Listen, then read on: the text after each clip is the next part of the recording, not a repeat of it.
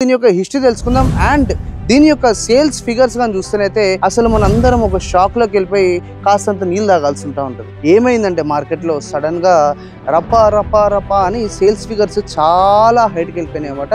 Car of the year award కూడా తీసుకుంది. అలాంటివి ఎన్నో మల్టిపుల్ అవార్డ్స్ అయితే ఈ కార్ తీసుకుంటానే ఉంది. ఒకటి కాదు రెండు కాదు, రోడ్డు మీద ఉత్తగా మనము హ్యాండ్ క్రికెట్ బదులు స్విఫ్ట్ క్రికెట్ ఆడుకుంటే బోలెడన్ని కార్లు అయితే మనకి రోడ్డు మీద వస్తానే ఉంటాయి. జపనీస్ కార్స్ లో ఒకటి ఏంటంటే టెన్షన్ లేకుండా నడుపుకోవచ్చు. కంప్లీట్ బాడీ టు బాడీ ఏమైనా డ్యామేజ్ అయినా డైరెక్ట్ గా మనకి దీనికి తీసే పెద్దమాట. ఇది మరి నాకు ఎక్కుతలేదన్నమాట డిజైన్. మీకు ఎక్కుతనైతే కామెంట్ సెక్షన్ లో కామెంట్ చేయండి. ఇవి చేంజ్ అవ్వాలి. ఇవి చేంజ్ కాకపోతే కానిపని ఇంకా మనకి మధ్యలో ఇస్తుండే గుర్తుందా లైటింగ్, అది కూడా లేదన్నమాట. తుత్తురే లేపేసారు కాస్ట్ కటింగ్ లో, అది కూడా వెళ్ళిపోయింది. అంటే నీకు పెద్ద ఫరక్ గిట పడదు. కార్ కొనిన తర్వాత సర్వీసింగ్ ఇచ్చి ఎంత పెద్ద బిల్ వేసినా ఓకే అన్న ఫీలింగ్ లో ఉంటుంది.